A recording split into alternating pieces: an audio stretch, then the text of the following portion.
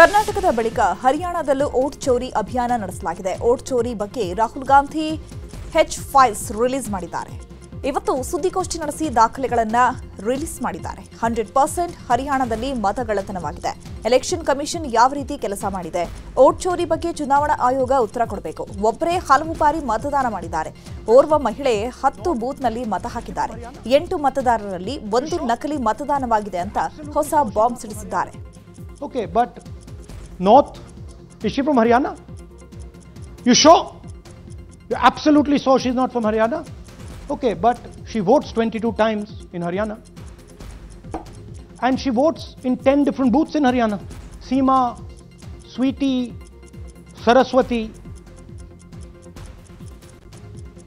Rashmi. ಇನ್ನು ಹರಿಯಾಣದಲ್ಲಿ 22 ಬಾರಿ ಮಹಿಳೆಯೊಬ್ಬರು ಮತ ಹಾಕಿದ್ದಾರೆ. ಬ್ರೆಜಿಲ್ನ ಮಾಡೆಲ್ನ ಸೀಮಾ, ಸ್ವೀಟಿ, ಸರಸ್ವತಿ, ರಶ್ಮಿ, ವಿಮಲಾ ಹೆಸರಲ್ಲಿ ಮತ ಹಾಕಿರುವಂಥದ್ದು. 10 ಬೂತ್ಗಳಲ್ಲಿ ವಿವಿಧ ಹೆಸರಲ್ಲಿ ಮತ ಹಾಕಲಾಗಿದೆ. ಬ್ರೆಜಿಲ್ನ ಈ ಮಹಿಳೆ ವೋಟ್ ಹಾಕಿದ್ದು ಹೇಗೆ, ಆಕೆ ಭಾರತದಲ್ಲಿ ಮತ ಹಾಕಿದ್ದು ಹೇಗೆ ಅಂತ ಚುನಾವಣಾ ಆಯೋಗಕ್ಕೆ ರಾಹುಲ್ ಗಾಂಧಿ ದಾಖಲೆ ತೋರಿಸಿ ಪ್ರಶ್ನೆಯನ್ನ ಮಾಡಿದ್ದಾರೆ. Across the state. Okay, so now let's go to the proof. Who is this lady? Which state does she come from? What's her name? Can anyone try? Where is she from?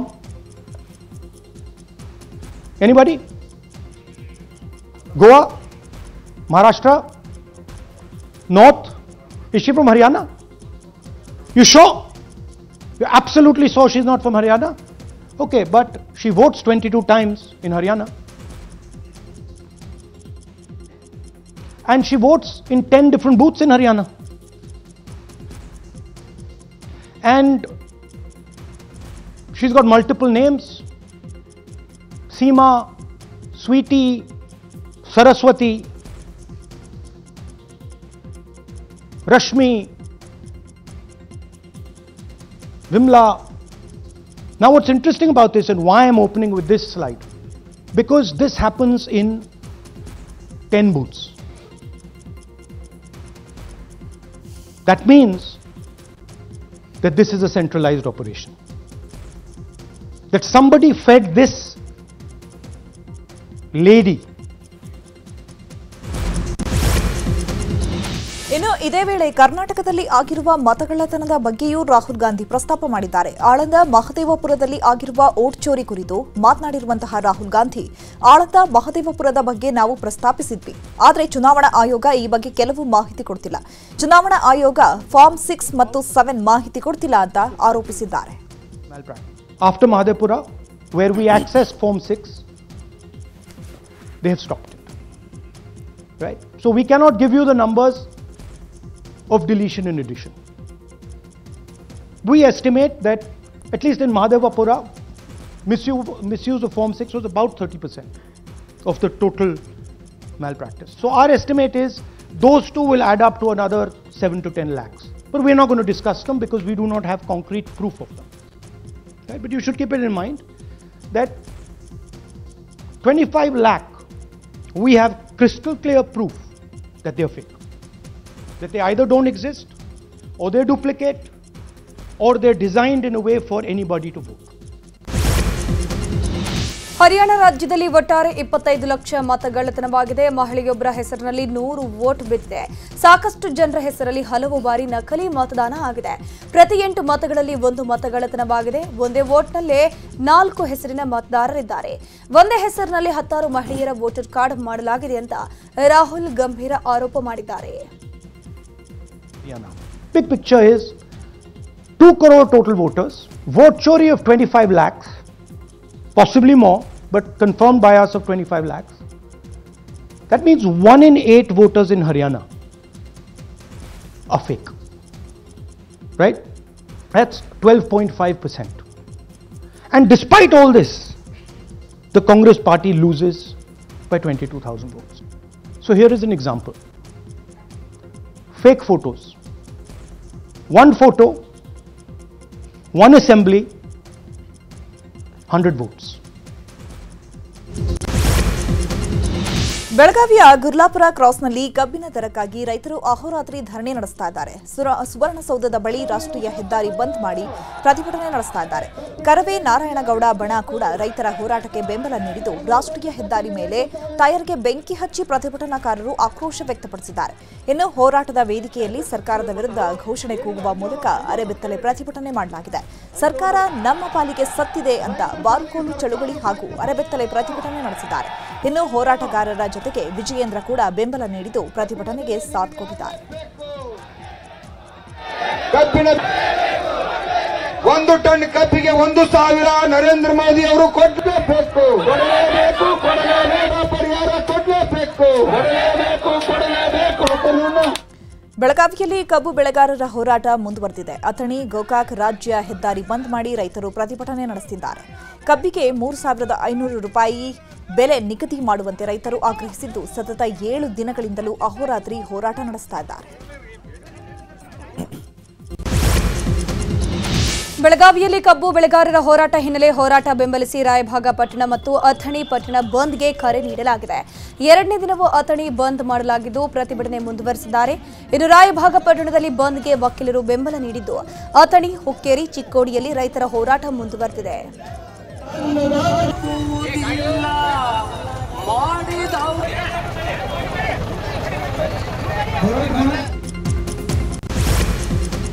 ವಿಜಯಪುರದಲ್ಲೂ ಕಬ್ಬು ಬೆಳೆಗಾರರು ಪ್ರತಿಭಟನೆ ನಡೆಸಿದ್ದಾರೆ. ನಗರದ ಗಗನ್ ಮಹಲ್ ಬಳಿ ಹೋರಾಟ ನಡೆಸಲಾಗ್ತಾ ಇದೆ. ರೈತ ಸಂಘ ಹಾಗೂ ಹಸಿರು ಸೇನೆ ನೇತೃತ್ವದಲ್ಲಿ ಪ್ರತಿಭಟನೆ ನಡೆಸಲಾಗ್ತಾ ಇದ್ದು ಪ್ರತಿ ಟನ್ ಕಬ್ಬಿಗೆ 3,500 ಬೆಂಬಲ ಬೆಲೆ ಘೋಷಿಸುವಂತೆ ಹೋರಾಟ ನಿಲ್ಲಿಸಲ್ಲ ಅಂತ ಹೇಳಿ ರೈತರು ಪಟ್ಟನ್ನ ಹಿಡಿದಿದ್ದಾರೆ. ಇನ್ನು ಹೋರಾಟ ಸ್ಥಳಕ್ಕೆ ಸ್ವಾಮೀಜಿಗಳು ಕೂಡ ಆಗಮಿಸಿ ರೈತರ ಪ್ರತಿಭಟನೆಗೆ ಬೆಂಬಲ ಘೋಷಿಸಿದ್ದಾರೆ. ಇನ್ನು ಹೋರಾಟಗಾರರ ಧರಣಿ ಸ್ಥಳಕ್ಕೆ ಸಚಿವ ಎಂಬಿ ಪಾಟೀಲ್ ಕೂಡ ಭೇಟಿ ನೀಡಿದ್ದು ರೈತರ ಜೊತೆ ಮಾತುಕತೆ ನಡೆಸಿದ್ದಾರೆ. 3,500 ರೂಪಾಯಿ ಕೊಡಲೇಬೇಕಂತ ಹೇಳಿ ಮಾನ್ಯ ನಮ್ಮ ಸಚಿವರು, ಯಾಕಂದ್ರೆ ರೈತರ ಮುಖದಲ್ಲಿ ಕಬ್ಬು ಬೆಳೆಗಾರರ ಹೋರಾಟಕ್ಕೆ ಕರ್ನಾಟಕ ರಕ್ಷಣಾ ವೇದಿಕೆ ಬೆಂಬಲ ನೀಡಿದೆ. ಈ ಬಗ್ಗೆ ಬೆಂಗಳೂರಿನಲ್ಲಿ ಮಾತನಾಡಿದ ಕರವೇ ಅಧ್ಯಕ್ಷ ಪ್ರವೀಣ್ ಶೆಟ್ಟಿ, ರೈತರನ್ನ ಸರ್ಕಾರ ಕಡೆಗಣಿಸ್ತಾ ಇದೆ. ಸಕ್ಕರೆಗೆ ಕೆಜಿಗೆ 50 ರೂಪಾಯಿ ಹತ್ರ ಇದೆ. ಆದರೆ ರೈತರಿಗೆ ಬೆಲೆ ನಿಗದಿ ಮಾಡೋಕೆ ಸರ್ಕಾರ ಮೀನಾಮಿಷ ಎಣಿಸ್ತಾ ಇದೆ. ಕಬ್ಬು ಬೆಳೆಗೆ ನಿಗದಿತ ದರ ನಿಗದಿ ಮಾಡಬೇಕು. ಈಗಾಗಲೇ ರಾಜ್ಯದಲ್ಲಿ ಕಬ್ಬು ಬೆಳೆಗಾರರು ಸಂಕಷ್ಟದಲ್ಲಿದ್ದಾರೆ. ಟನ್ಗೆ 5,000 ದರ ನಿಗದಿ ಮಾಡಬೇಕು. ಇಲ್ಲದಿದ್ದರೆ ಬೆಳಗಾವಿ ಚಲೋ ನಡೆಸೋದಾಗಿ ಪ್ರವೀಣ್ ಶೆಟ್ಟಿ ಸರ್ಕಾರಕ್ಕೆ ಎಚ್ಚರಿಕೆ ನೀಡಿದರು. ಸರ್ಕಾರ ರೈತರ ಸಮಸ್ಯೆ ಬಗೆಹರಿಸುವಲ್ಲಿ ವಿಫಲವಾಗಿದೆ ಅಂತ ಮಾಜಿ ಸಿಎಂ ಸದಾನಂದಗೌಡ ಹೇಳಿದ್ದಾರೆ. ಬೆಂಗಳೂರಿನಲ್ಲಿ ನ್ಯೂಸ್ 18 ಜೊತೆ ಮಾತನಾಡಿದ ಸದಾನಂದಗೌಡ, ಸಚಿವರದ್ದೇ ಶುಗರ್ ಫ್ಯಾಕ್ಟರಿ ಇದೆ. ಮಹಾರಾಷ್ಟ್ರದಲ್ಲಿ ಬಿಜೆಪಿ ಸರ್ಕಾರ 3,500 ರೂಪಾಯಿ ಕೊಡ್ತಾ ಇದೆ. ನಮ್ಮ ರಾಜ್ಯದಲ್ಲಿ ಯಾಕೆ ಕೊಡಲು ಆಗ್ತಾ ಇಲ್ಲ? ಸಚಿವ ಸತೀಶ್ ಜಾರಕಿಹೊಳಿ ರೈತರ ಸಮಸ್ಯೆ ಆಲಿಸಲು ಹೋಗಿಲ್ಲ ಯಾಕೆ ಅಂತ ಪ್ರಶ್ನೆ ಮಾಡಿದ್ದಾರೆ. ಒಂದು ಸರ್ಕಾರ ಅಂತ ಹೇಳಿದರೆ ಮಾತಿಗೆ ನಿಮ್ಮ ಸರ್ಕಾರ ಹಂಗೆ ಮಾಡ್ತದೆ, ನಿಮ್ಮ ಸರ್ಕಾರ ಹೀಗೆ ಮಾಡ್ತದೆ ಅಂತ ಹೇಳ್ತಾರೆ. ಪಕ್ಕದಲ್ಲಿ ನಮ್ಮ ಸರ್ಕಾರ ಇದೆ. ನಮ್ಮ ಸರ್ಕಾರದಲ್ಲಿ ರೈತರ ಪ್ರತಿಭಟನೆ ಯಾಕಿಲ್ಲ? ಕರ್ನಾಟಕದಲ್ಲಿ ಮಾತ್ರ ಯಾಕೆ ಪ್ರತಿಭಟನೆ? ಅಂದರೆ ಟೋಟಲಿ ನಾವು ನಡೆದದ್ದೇ ದಾರಿ ಅಂತ ಹೇಳುವಂಥದ್ದು. ಎರಡನೇದಾಗಿ ಸಾಧಾರಣ ಹೆಚ್ಚಿನ ರಾಜಕಾರಣಿ ನಮ್ಮ ಪಕ್ಷದವರು ಇದ್ದಾರೆ, ಇಲ್ಲ ಅಂತಲ್ಲ. ಈ ಸಕ್ಕರೆ ಕಾರ್ಖಾನೆಗಳು ಎಲ್ಲ ಇರುವಂಥದ್ದು ರಾಜಕಾರಣಿಗಳ ಕೈಯಲ್ಲಿ. ನಾನು ಕೇಳ್ತಾ ಇರುವಂಥದ್ದು, ಬೆಳಗಾವಿನಲ್ಲಿ ಸತೀಶ್ ಜಾರಕಿಹೊಳಿ ದಿನನಿತ್ಯ ಕುರ್ಚಿ ಬಗ್ಗೆ ಮಾತಾಡ್ತಾರೆ. ದಿನನಿತ್ಯ ಕುರ್ಚಿ, ಬೆಳಿಗ್ಗೆ ಎದ್ರೆ ಕುರ್ಚಿ. ಲಕ್ಷ್ಮೀ ಹೆಬ್ಬಾಳ್ಕರ್ ಆ ಮಹಿಳೆಯರಿಗೆ 2,000 ರೂಪಾಯಿ ಕೊಡ್ತೇನೆ ಅಂತ ಅದನ್ನು ಕೊಡಲ್ಲ, ಬಾಕಿ ಮಾತನಾಡ್ತಾರೆ. ಅಲ್ಲೇ ಭಾರಿ ಪವರ್ಫುಲ್ ಲೀಡರ್ಸ್ಗಳಂತ ಹೇಳಿದಂಥವ್ರಿಗೆ ಒಂದು ಅರ್ಧ ಗಂಟೆ ಅವ್ರ ಜೊತೆ ಹೋಗಿ ಕೂತ್ಕೊಂಡು ಮಾತಾಡಿ ಪರಿಹಾರ ಸೂತ್ರಗಳನ್ನು ಹೇಗೆ ಮಾಡಬೇಕು ಅಂತ ತೀರ್ಮಾನಗಳನ್ನು ಮಾಡಲಿಕ್ಕೆ ಆಗದವರು ಇವರ ಆಡಳಿತ ಮಾಡಲಿಕ್ಕೆ ನಾಲಾಯಕ ಅಂತ ಹೇಳ್ತೇನೆ ನಾನು. ಇನ್ನು ಇದೇ ವಿಚಾರವಾಗಿ ಮಾಜಿ ಸಂಸದ ಡಿಕೆ ಸುರೇಶ್ ಮಾತನಾಡಿದ್ದು, ಬಿಜೆಪಿ ಅಧಿಕಾರದಲ್ಲಿದ್ದಾಗ ನೀಡ್ತಾ ಇದ್ದಂತಹ ದರಕ್ಕಿಂತ ಹೆಚ್ಚಿನ ದರವನ್ನ ನಾವು ನೀಡ್ತಿದ್ದೇವೆ ಅಂತ ಹೇಳಿದರು. ರಾಷ್ಟ್ರೀಯ ಜನತಾ ಪಕ್ಷದವರು ಅವರ ಅಧಿಕಾರದಲ್ಲಿದ್ದಂಥ ಸಂದರ್ಭದಲ್ಲಿ ಏನು ದರ ನಿಗದಿ ಮಾಡಿದ್ದಾರೆ ಅದಕ್ಕಿಂತ ಹೆಚ್ಚಿನ ದರವನ್ನು ಸರ್ಕಾರ ನಿಗದಿ ಮಾಡ್ತದೆ. ರಾಷ್ಟ್ರೀಯ ಜನತಾ ಪಕ್ಷದವರು ಅವರ ಅಧಿಕಾರದಲ್ಲಿದ್ದಂಥ ಸಂದರ್ಭದಲ್ಲಿ ಏನು ದರ ನಿಗದಿ ಮಾಡಿದ್ದಾರೆ ಅದಕ್ಕಿಂತ ಹೆಚ್ಚಿನ ದರವನ್ನು ಸರ್ಕಾರ ನಿಗದಿ ಮಾಡ್ತದೆ. ಬಿಜೆಪಿಯ ರಾಜ್ಯಾಧ್ಯಕ್ಷ ಬಿವೈ ವಿಜಯೇಂದ್ರ ಅವರಿಗೆ ಇಂದು ಹುಟ್ಟುಹಬ್ಬದ ಸಂಭ್ರಮ. ಈ ಹಿನ್ನೆಲೆಯಲ್ಲಿ ಬೆಳಗಾವಿ ಜಿಲ್ಲೆಯ ಮೂಡಲಗಿ ತಾಲೂಕಿನ ಕಲ್ಲೋಳಿ ಆಂಜನೇಯ ದೇವಸ್ಥಾನಕ್ಕೆ ವಿಜಯೇಂದ್ರ ಭೇಟಿ ಕೊಟ್ಟಿದ್ದಾರೆ. ಆಂಜನೇಯ ಸ್ವಾಮಿಗೆ ವಿಶೇಷ ಪೂಜೆ ಸಲ್ಲಿಸಿ ಪ್ರಾರ್ಥನೆ ಸಲ್ಲಿಸಿರುವಂಥದ್ದು. ಕಬ್ಬು ಬೆಳೆಗಾರರ ಹೋರಾಟ ಹಿನ್ನೆಲೆ ರೈತರ ಜೊತೆಗೆ ವಿಜಯೇಂದ್ರ ಅಹೋರಾತ್ರಿ ಧರಣಿ ನಡೆಸಿದರು. ಇಂದು ಕೂಡ ಹುಟ್ಟುಹಬ್ಬ ಆಚರಿಸಿಕೊಳ್ಳದೆ ರೈತರ ಜೊತೆಗೆ ಹೋರಾಟದಲ್ಲಿ ಭಾಗಿಯಾಗಲಿದ್ದಾರೆ.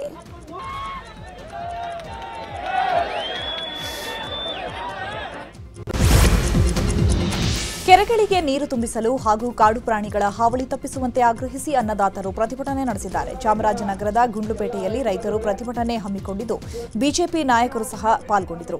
ವಿಪಕ್ಷ ನಾಯಕ ಆರ್ ಅಶೋಕ್, ಛಲವಾದಿ ನಾರಾಯಣಸ್ವಾಮಿ, ಮೈಸೂರು ಸಂಸದ ಯದುವೀರ್, ಮಾಜಿ ಸಂಸದ ಪ್ರತಾಪ್ ಸಿಂಹ, ಮಾಜಿ ಸಚಿವ ಎನ್ ಮಹೇಶ್, ಮಾಜಿ ಶಾಸಕ ನಿರಂಜನ್ ಕುಮಾರ್ ಭಾಗಿಯಾಗಿ ರೈತರ ಹೋರಾಟಕ್ಕೆ ಬೆಂಬಲ ನೀಡಿದರು. ಆರ್ಎಸ್ಎಸ್ ವಿಚಾರವಾಗಿ ಚಾಮರಾಜನಗರದಲ್ಲಿ ಮಾತನಾಡಿದ ವಿಪಕ್ಷ ನಾಯಕ ಆರ್ ಅಶೋಕ್, ಆರ್ಎಸ್ಎಸ್ಗೆ ಬಿಜೆಪಿ ಸಹಾಯ ಬೇಕಿಲ್ಲ. ಆರ್ಎಸ್ಎಸ್ಗೂ ಬಿಜೆಪಿಗೂ ಯಾವುದೇ ರಾಜಕೀಯ ಸಂಬಂಧ ಇಲ್ಲ. ಪ್ರಿಯಾಂಕ್ ಖರ್ಗೆ ಹೇಳಿಕೆಗೆಲ್ಲ ನಾನು ಉತ್ತರ ಕೊಡೋದಿಲ್ಲ. ಅವರು ಖಾತೆ ನಿಭಾಯಿಸುವಲ್ಲಿ ಫೇಲ್ ಆಗಿದ್ದಾರೆ. ನೋಡಿ, ನನ್ನ ಜ್ಯೋತಿಷ್ಯ ನಿಜವಾಗ್ತಿದೆ. ನಾನು ಹೇಳಿದ ಹಾಗೆ ನವೆಂಬರ್ ಕ್ರಾಂತಿ ನಡೆಯುತ್ತೆ ಅಂತ ಹೇಳಿದ್ದಾರೆ.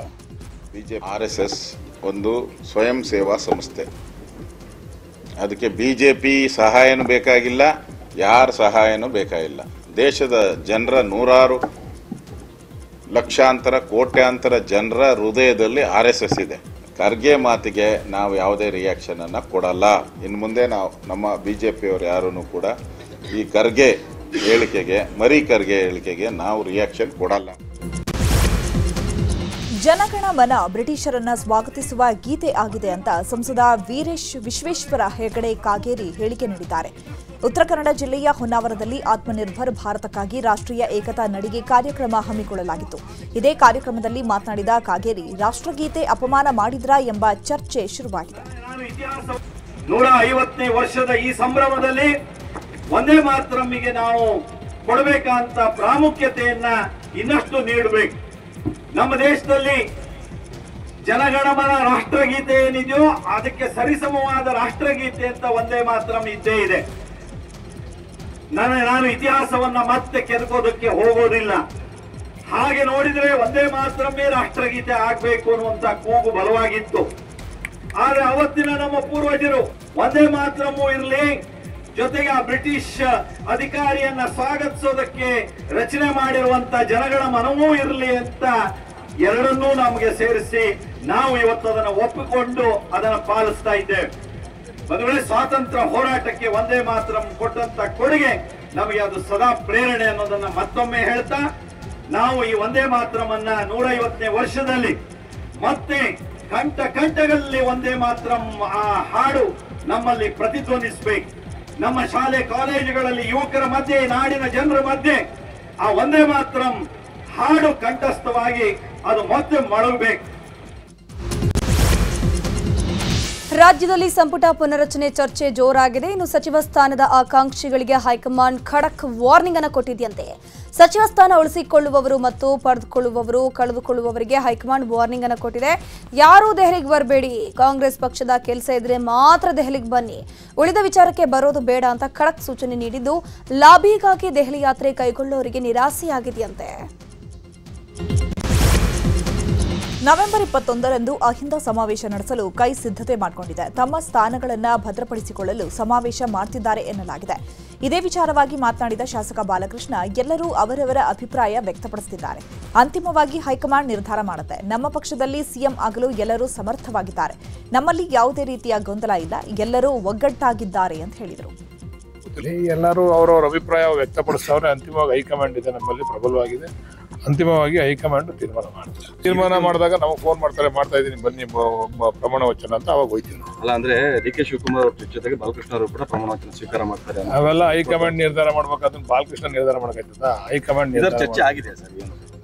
ಅದೆಲ್ಲ ದೊಡ್ಡ ಮಟ್ಟದಲ್ಲಿ ಚರ್ಚೆ ಆಗೈತೆ ಇಲ್ವೋ ಗೊತ್ತಿಲ್ಲ. ನಮ್ಮ ಮಟ್ಟದಲ್ಲಂತೂ ಚರ್ಚೆ ಆಗಿದೆ. ನೀರಾವರಿ ವಿಚಾರದಲ್ಲಿ, ನಮ್ಮ ಮೇಕೆದಾಟು ವಿಚಾರದಲ್ಲಿ ಕೋರ್ಟ್ನಲ್ಲಿ ವಿಶೇಷ ನ್ಯಾಯಾಲಯದಲ್ಲಿ ಇವತ್ತು ಅದು ನಡೀತಾ ಇದೆ. ಅದ್ರ ಬಗ್ಗೆ ಮೀಟಿಂಗ್ ಮಾಡ್ಲಿಕ್ಕೆ ಹೋಗಿದ್ದಾರೆ. ಅವ್ರು ಯಾವುದೇ ರಾಜಕೀಯ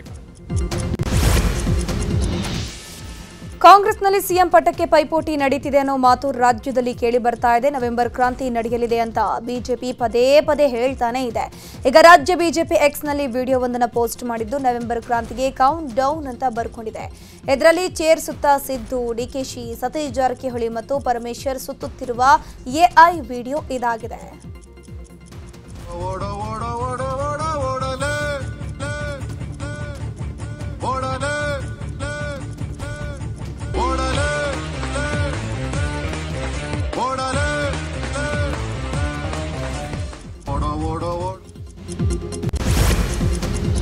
ಧರ್ಮಸ್ಥಳ ಪ್ರಕರಣಕ್ಕೆ ಮತ್ತೆ ರಾಜ್ಯ ಮಹಿಳಾ ಆಯೋಗ ಎಂಟ್ರಿ ಕೊಟ್ಟಿದೆ. ಎಸ್ಐಟಿ ಮುಖ್ಯಸ್ಥರಿಗೆ ರಾಜ್ಯ ಮಹಿಳಾ ಆಯೋಗ ಪತ್ರ ಬರೆದಿದೆ. ಮಹಿಳೆಯರಿಗೆ ಸಂಬಂಧಿಸಿದ ಪ್ರಕರಣಗಳ ಸಮಗ್ರ ತನಿಖೆ ಮಾಡಬೇಕೆಂದು ಎಸ್ಐಟಿ ರಚನೆ ಮಾಡಲಾಗಿದೆ. ಆದರೆ ಇದುವರೆಗೂ ಎಸ್ಐಟಿ ತನಿಖೆ ಮಾಡ್ತಾ ಇರುವಂತಹ ಬಗ್ಗೆ ಯಾವುದೇ ಮಾಹಿತಿ ಕಂಡು ಬರ್ತಾ ಇಲ್ಲ. ಕೇವಲ ಚಿನ್ನಯ್ಯ ಎಂಬ ವ್ಯಕ್ತಿಯ ಹೇಳಿಕೆ ಆಧರಿಸಿ ಮಾನವ ಕಳೆಬರಹಗಳ ಉತ್ಖನನಕ್ಕೆ ಮಾತ್ರ ಸೀಮಿತವಾಗಿದೆ. ಹೀಗಾಗಿ ಅನುಮಾನಾಸ್ಪದವಾಗಿ ಸಾವನ್ನಪ್ಪಿದ ಮಹಿಳೆಯರ ತನಿಖೆ ಎಲ್ಲಿವರೆಗೆ ಬಂದಿದೆ ಅನ್ನೋದು ಮಾಹಿತಿ ತಿಳಿದುಬಂದಿಲ್ಲ. ಹೀಗಾಗಿ ಅದರ ಬಗ್ಗೆಯೂ ಸಮಗ್ರ ತನಿಖೆ ನಡೆಸಿ ಮಹಿಳಾ ಆಯೋಗಕ್ಕೆ ಮಾಹಿತಿ ನೀಡುವಂತೆ ಮನವಿ ಮಾಡಿದ್ದಾರೆ. ಬೆಂಗಳೂರಿನಲ್ಲಿ ಮಗಳ ಮೃತದೇಹ ಸಾಗಿಸಲು ಲಂಚ ಕೇಳಿದ ಆರೋಪ ಪ್ರಕರಣಕ್ಕೆ ಸಂಬಂಧಪಟ್ಟಂತೆ ರಾಷ್ಟ್ರೀಯ ಮಾನವ ಹಕ್ಕುಗಳ ಆಯೋಗದಿಂದ ರಾಜ್ಯ ಸರ್ಕಾರಕ್ಕೆ ನೋಟಿಸ್ ನೀಡಲಾಗಿದೆ. ರಾಜ್ಯ ಮುಖ್ಯ ಕಾರ್ಯದರ್ಶಿ ಪೊಲೀಸ್ ಡಿಜಿಐಜಿಪಿಗೆ ನೋಟಿಸ್ ನೀಡಲಾಗಿದೆ. 2 ವಾರದ ಒಳಗೆ ಘಟನೆ ಬಗ್ಗೆ ಸಂಪೂರ್ಣ ವರದಿ ನೀಡುವಂತೆ ಸೂಚಿಸಲಾಗಿದೆ. ಕೆಎಂಎಫ್ ನಂದಿನಿ ತುಪ್ಪದ ದರ ದಿಢೀರ್ ಏರಿಕೆ ಮಾಡಲಾಗಿದೆ. ಇಂದಿನಿಂದಲೇ ಲೀಟರ್ ತುಪ್ಪದ ದರ 90 ರೂಪಾಯಿ ಏರಿಕೆಯಾಗಿರುವಂಥದ್ದು. ಅದರ ಮೇಲೆ ಈ ಮೂಲಕ 1 ಲೀಟರ್ ಕೆಎಂಎಫ್ ತುಪ್ಪದ ಬೆಲೆ ಬರೋಬ್ಬರಿ 700 ರೂಪಾಯಿ ದಾಟಿದೆ. ಈ ಮೊದಲು ಜಿಎಸ್ಟಿ ಸ್ಲ್ಯಾಬ್ ಸುಧಾರಣೆಗೂ ಮುನ್ನ 650 ರೂಪಾಯಿ ಇತ್ತು. ಆದರೆ ಜಿಎಸ್ಟಿ ಸುಧಾರಣೆ ಬಳಿಕ 40 ರೂಪಾಯಿ ಇಳಿಕೆ ಆಗಿತ್ತು. ಆದರೆ ಈಗ ಜಾಗತಿಕ ಮಾರುಕಟ್ಟೆಯಲ್ಲಿ ತುಪ್ಪದ ದರ ಏರಿಕೆ ಎಫೆಕ್ಟ್ನಿಂದಾಗಿ ಅನಿವಾರ್ಯವಾಗಿ ಕೆಎಂಎಫ್ ಬೆಲೆ ಏರಿಕೆ ಮಾಡಲಾಗಿದೆ. ಇನ್ನು ತುಪ್ಪ ಮಾತ್ರವಲ್ಲ, ಹಾಲಿನ ದರವು ಹೆಚ್ಚಳವಾಗುವ ಸಾಧ್ಯತೆ ಇದೆ. ಈ ಕುರಿತು ಮಾತನಾಡಿರುವಂತಹ ಮಾಜಿ ಸಂಸದ ಡಿಕೆ ಸುರೇಶ್, ನಮ್ಮ ರಾಜ್ಯದಲ್ಲಿ ಮಾತ್ರ ಕಡಿಮೆ ಬೆಲೆ ಇದೆ, ಬೇರೆ ರಾಜ್ಯಗಳಲ್ಲಿ ಹಾಲಿನ ದರ ಇನ್ನೂ ಹೆಚ್ಚಿದೆ. ಹಾಲಿನ ದರ ಏರಿಕೆಗೆ ಪ್ರಸ್ತಾವನೆ ಸಲ್ಲಿಸಿಲ್ಲ, ಆದರೆ ನಾವು ಮಂಡಳಿಗೆ ಮನವಿಯನ್ನ ಮಾಡಿದ್ದೇವೆ. ಇಷ್ಟೇ ದರ ಏರಿಸಬೇಕು ಅಂತ ಹೇಳಿಲ್ಲ. ಅರ್ಧ ಲೀಟರ್ ಮಾರಿದ್ರೆ ಲಾಸ್ ಆಗುತ್ತೆ, 1 ಲೀಟರ್ ಮಾರಿದ್ರೆ ಲಾಭ ಸಿಗುತ್ತೆ ಅಂತ ಹೇಳಿದ್ದಾರೆ. ದರ ಸರ್ಕಾರ ಜಾಸ್ತಿ ಮಾಡಿದ್ಮೇಲೆ ಬೇರೆ ಏನು ಮಾರುಕಟ್ಟೆನಲ್ಲಿ ಅತ್ಯಂತ ಕಡಿಮೆ ದರ ಇದ್ದಿದ್ದೆ ನಮ್ಮ ರಾಜ್ಯದ ಬೆಣ್ಣೆ ಮತ್ತು ತುಪ್ಪಕ್ಕೆ ಎಲ್ರಿಗಿನ್ನ ಕಡಿಮೆ ಇದ್ದಿದೆ.